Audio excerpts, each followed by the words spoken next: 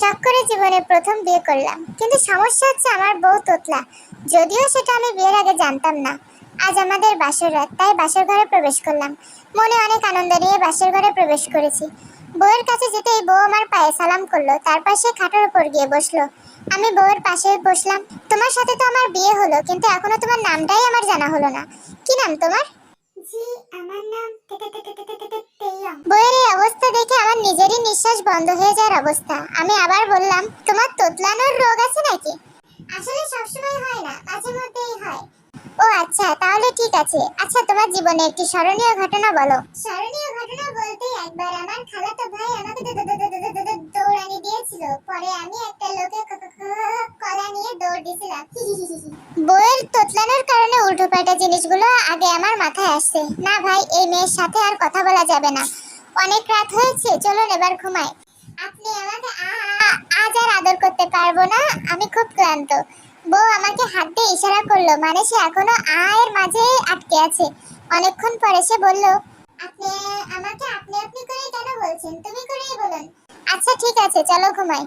এরপর দুজনে ঘুমিয়ে পড়লাম। আহা, আমার বাসর রাত, সব স্বপ্ন শেষ। পরের দিন সকালে ঘুম থেকে উঠে বউকে নিয়ে নাস্তা করতে গেলাম। আম্মু আব্বু আমি আর আমার বউ বসে নাস্তা করছি। হঠাৎ করে আমার বউ আব্বুকে বলল, বাবা আপনাকে একটা কথা বলার ছিল। বলো বৌমা। আমার আম্মু বলেছে আপনার পাপা পাপা পাপা পা। সবাই হা হয়ে তাকিয়ে আছে আমার বউয়ের দিকে, আর সে এখনো পাপায়ের মধ্যে আটকে আছে। এদিকে আমার তো চিন্তাধারা অন্যরকম। পাপা পাপা পায়ে নাকি সমস্যা আছে। আমি একটা দীর্ঘশ্বাস ছেড়ে খাবার টেবিল থেকে উঠে নিজের রুমে চলে গেলাম। কিছুক্ষণ পরে বউ আমার কাছে এসে বলল, আপনি না খেয়ে উঠে আসলেন কেন? এমনিতেই। আমার না দুইটা জামা লাগবে, এনে দেবেন?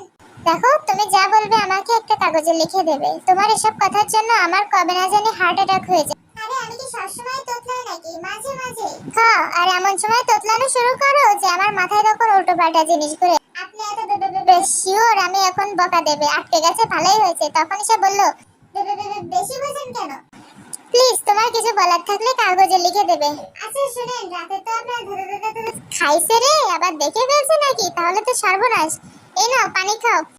আপনার ধন্যবাদ দেওয়া তো বাকি। এতক্ষণ কি ধন্যবাদ বলতে চাইছো? আল্লাহ বাঁচাইছে। আমি যাই, তুমি থাকো।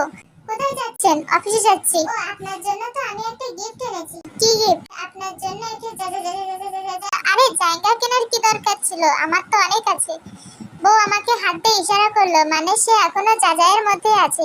অনেক কষ্ট করে সে বলল, জামা কিনেছি। আমিও হাত ছেড়ে বাঁচলাম। ওর সামনে আর দাঁড়িয়ে না থেকে তাড়াতাড়ি করে অফিসে চলে গেলাম।